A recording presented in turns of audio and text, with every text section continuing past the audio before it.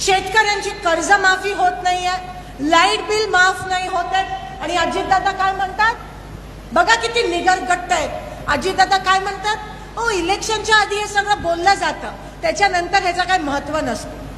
म्हणजे तुमचा वापर केला, तुमच्या जीवावर मतदान घेतलं आणि इलेक्शनला निवडून आल्यावर तुम्हाला सोडून दिला, तुमचा अपमान केला.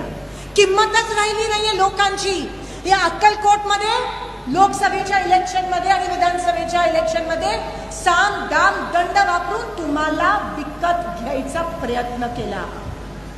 तुम्हाला विकत घ्याय, माणसांची किंमत राहिली नाहीये. लाडक्या बहिणीचा वापर केला, महाराष्ट्रात दिवाळखोर झालंय.